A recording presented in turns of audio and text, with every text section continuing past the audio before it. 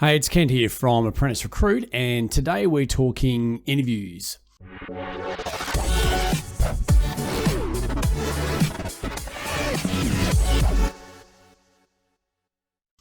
And what we're going to cover in today's session is, especially for small businesses out there that don't necessarily have a lot of experience in this area, or maybe not even ever taken an employee on before, it's mainly to help you guys through the process of what's the expectation of what you want to get out of the interview process.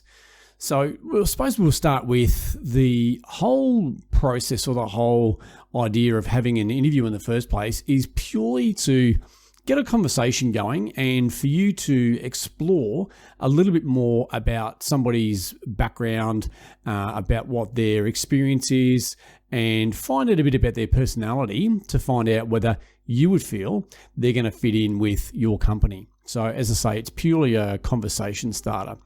So we have found over the years of conducting interviews that the more that you can actually keep it at a conversational level where you just want to get them talking and almost get it down to a friend type conversation, then you'll get the most out of the particular person that you're interviewing if you can get it to that level.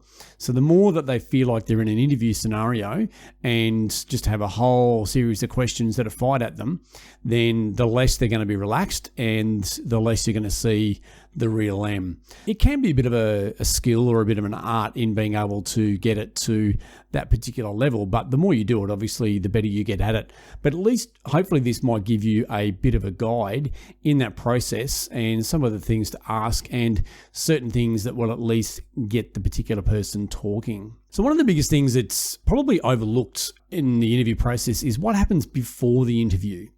And what we mean by that is it's setting up the expectation and the preparation before you're physically in front of the person. And I'll give you an example, I suppose, of say you're working in the construction industry, you might be a builder and you're looking to interview somebody to take them on as an apprentice. So we're looking at an entry-level role here.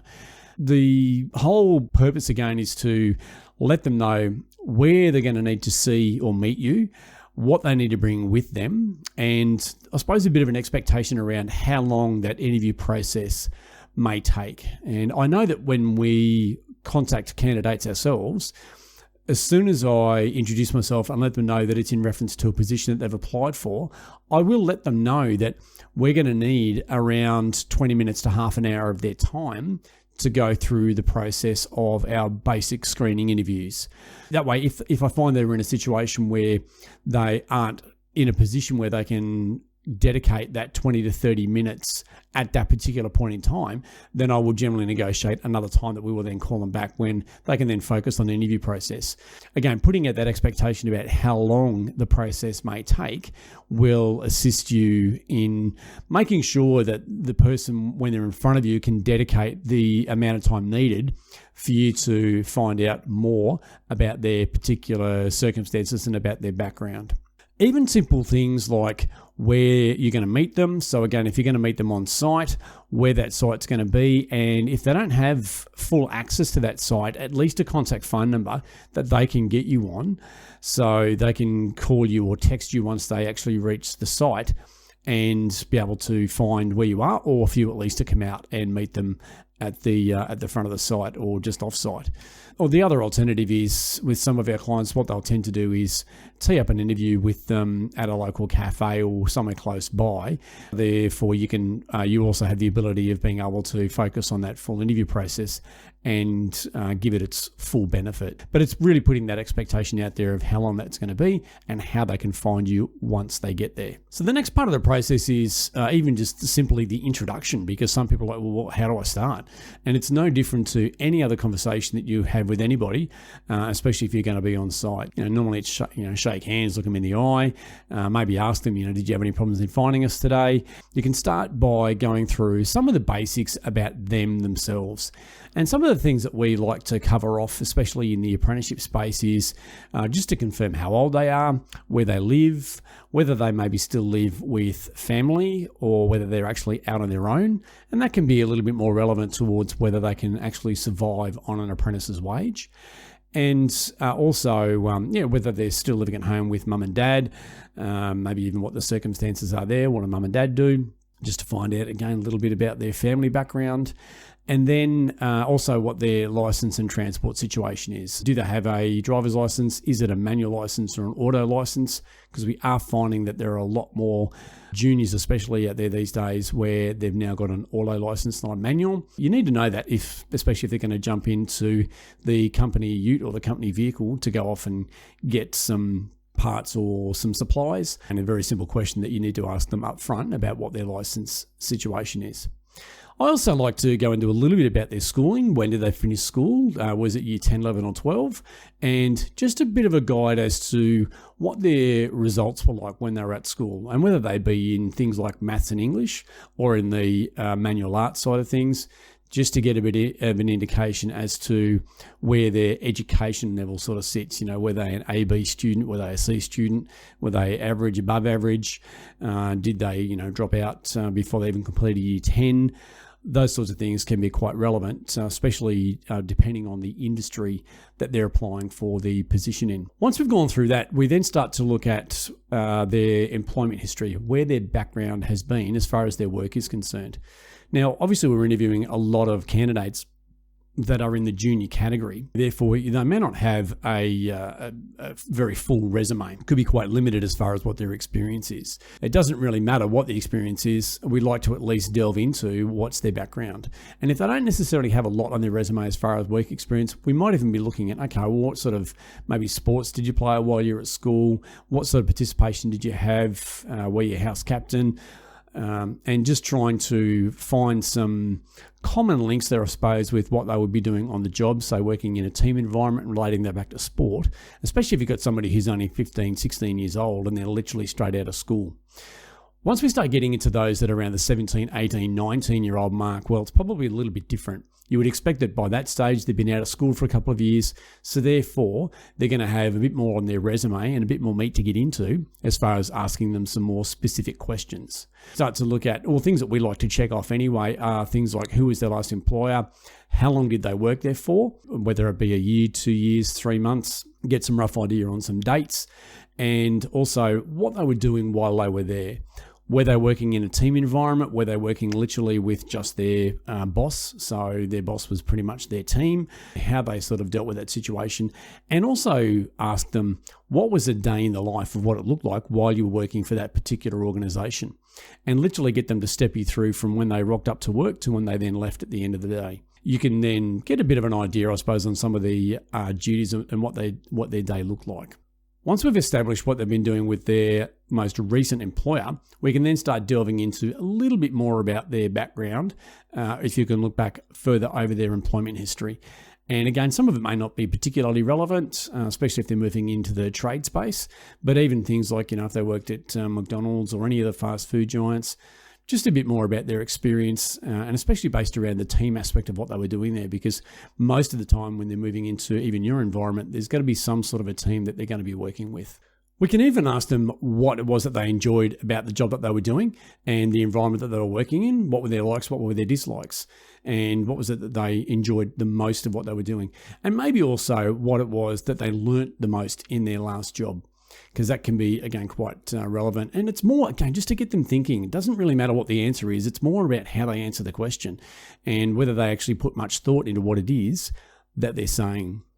So once we then delve a little bit further back, we can also ask them things like, how did they get their job in the first place? Were they working for a family member, or did they get it as a completely independent job? And that way you can work out whether they'd gone through a full process of being interviewed for a particular role, or whether they just happened to luckily gain the position because they were, say, referred by an uncle or working with a relative. That can also be used at some stage if you are going to go back and do some reference checks. You'll know who it is that you're actually dealing with at that stage, and whether it is a family member or whether it is somebody who's a little more independent, that where it'll hold a little bit more weight in what it is that or the reference that they're actually giving for that particular candidate. Another area that we then like to delve into are things like their personal interests and their hobbies. What is it that you get up to on weekends? It's just opening up more of a culture fit to how they're going to fit in with your organization more than anything. And we'll often say that if we're looking at somebody who, say, their boss is going to be, or the team are going to be camping and forward driving and fishing on the weekend, and yet the young one that we're looking at the moment, their whole idea of a weekend is gaming 24/7, well, there's probably going to be a bit of an issue as far as a culture fit is concerned with that particular organisation. Because at the end of the day, they're going to be working with a bunch of guys that they're just not going to relate to. They've got nothing in common that they can be talking about that they got up to on the weekend.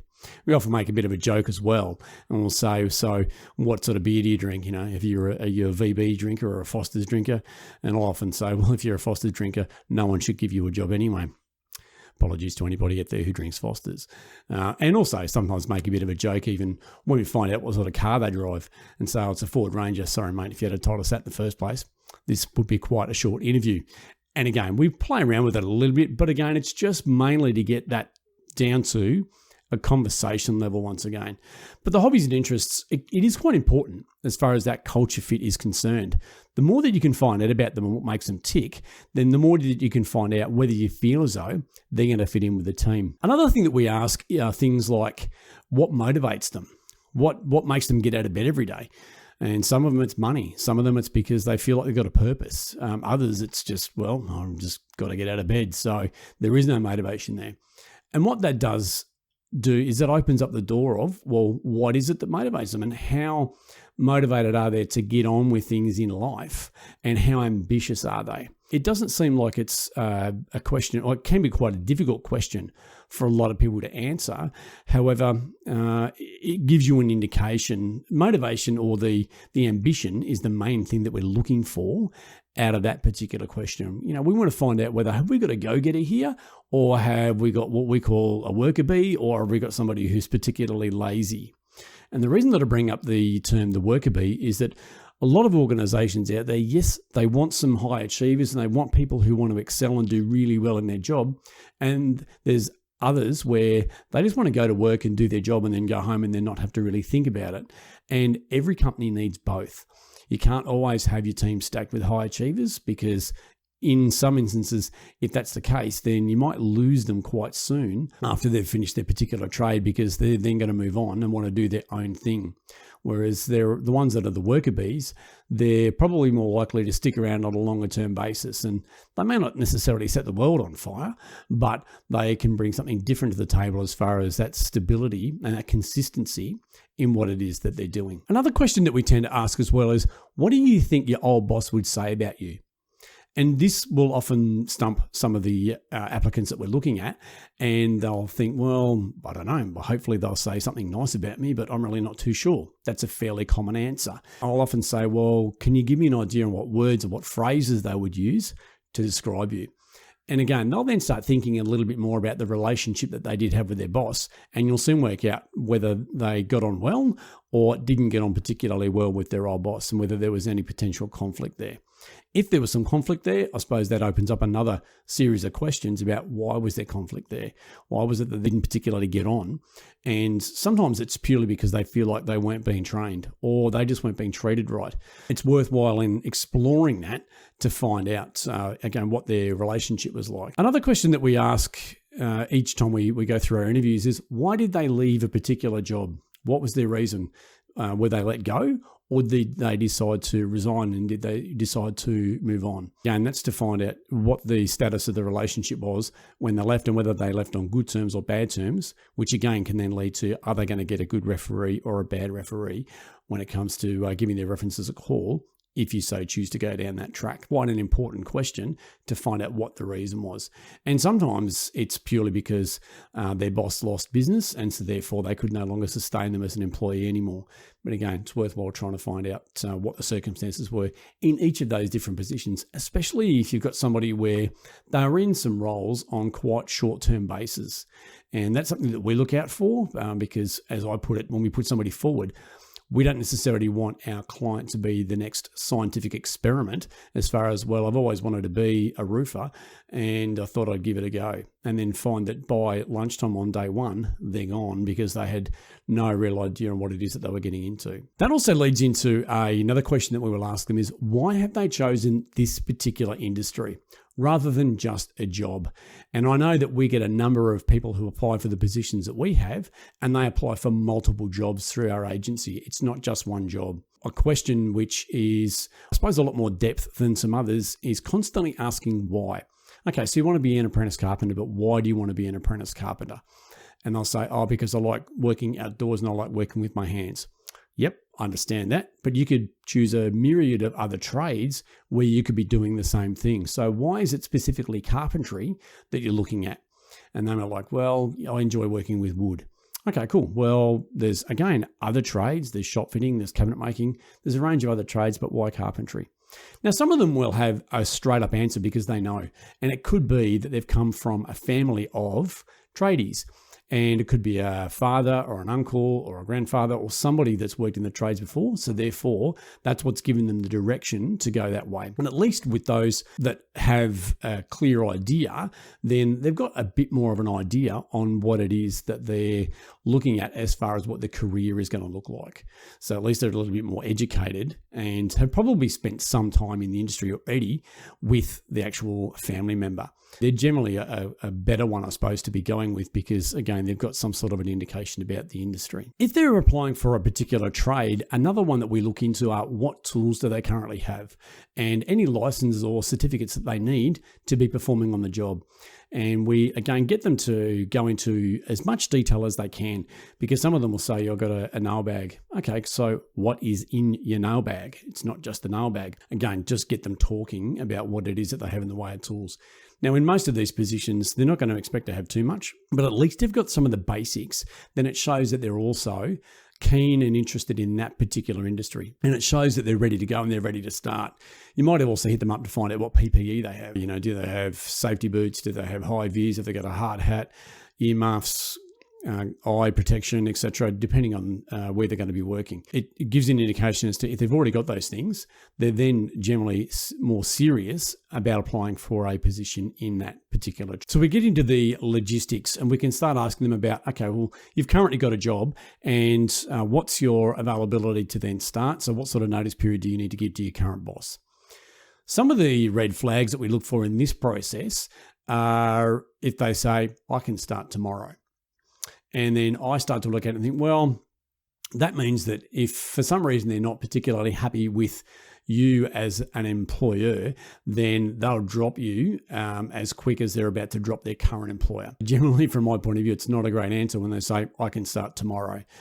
I think normally a week notice period up to a 2-week notice period is quite normal, and that's the sort of thing that we would generally look for. We're looking for a bit of integrity there. That's why we're asking that particular question. Yes, we also want to know when they can start, but we want to know there's a bit of integrity with sticking it out with the place that they're currently working and not just jumping ship because they know that they can. Depending on the position too, we may also talk to them about what their salary expectations are. And what I mean by that is they could be working for a company already where they're earning in excess of what the award wage would normally be. And so we need to maybe align them with where we're at or where our client's at or where you're at with your salaries that you're paying. It's mainly to establish that, normal rate is say $13.50 an hour and they might be on say $16 an hour with their current boss. So it's bringing them back and making sure that you're on the right page before you then go to make an offer because even though it's only $2 or $3 an hour difference, it can be quite significant, especially on an apprentice wage because it's obviously not a huge wage to start off with. Worthwhile in opening up that conversation about if they even know what the award wage is for an apprenticeship. Hopefully, if they've shown that they're keen to be entering into the industry, if they hadn't already started in the industry, that's something that they should already know. That also gives you an indication as to have they done their homework?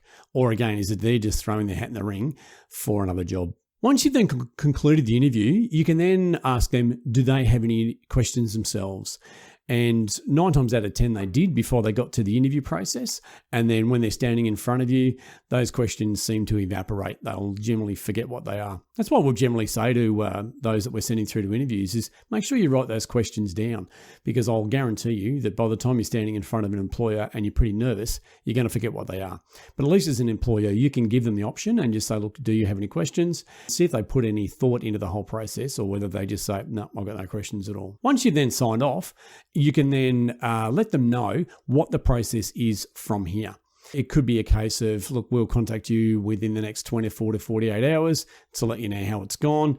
And at least that way, there's an expectation from their point of view that they're going to hear back one way or another, and you'll let them know whether they've been successful in gaining the position. And maybe even just give them the opportunity, especially if it's somebody that you're looking at and you're thinking they're a fairly strong candidate, that even though they may not have had any questions for you then give them the opportunity to maybe call you back in the next day or so to ask any questions that they may have forgotten while they were there. Once you've concluded the interview, and again, if it's somebody that you're looking at that you think is quite a strong candidate for your particular role, it may be worth ringing them back the following day, again, to ask them if they had any questions and just ask them how they felt about the whole process that they'd gone through and whether they feel as though your particular company is the one that would suit them. And if they say yes, ask them why. And something that I probably should have pointed out at the beginning of this was we need to ask open questions. Don't ask closed questions. So many employers out there will say, so you want to be a carpenter? Yes. Do you have a car? Yes. Have you had any experience in this industry before? Yes. So rather than those closed questions, you need to be asking open questions. So it's, why do you want to be a carpenter? Why do you want to work in this particular industry? What experience have you had in this industry before? They're very open questions, and they're the sort of questions that will actually get the conversation going rather than closed off yes or no simple questions. Go back to them once again, ask them if they've got any questions, ask them if they feel as though they're going to fit in with your particular organization and what it is that they like about what it is that you're doing. And then you can then use their answers at that particular point in time to work out whether you want to move forward with them or not. Once you get to the offer stage, then it's again going back over what you'd already discussed, looking at things like their start date, their salary, and anything that they may need to commence with you before then making the offer. And you want to make sure that everything is lined up before you say, yes, well, actually, we'd like to take you on board and we'd like to give you a start. And that way, everything is out there in the open and everybody knows that everyone is on exactly the same page. Once they've confirmed that those details are all correct and on board and they're ready to go, then you can say, excellent, we'd really like to take you on board and we'd love you to start with us next Monday. Are you okay with that? Yes? Okay, great. Well, look, we would like you to start with us at 6:30 and then give them an indication as to where that's going to be. Also let them know what they need to bring with them. Not just what they need to be bringing with them on the job for the first day, but things like their tax file number, their bank account details, their super details, anything that they need to be onboarded as an employee, bring them with them on day one. Now, you may not necessarily need them on day one, but at least if they've got them with them, then they're ready to go and you know that they've got all the information that's required so that you can get them on the books and you can do it the right way. The reason we go through that process with them as well is that way they know that they've actually got a job and they're locked in. And we don't even use the word trial. It's like, yep, we'll start you off on Monday. And you might have your own system that you might use where you might put them on for a week or two, see how they go, pay them for the time that they're there.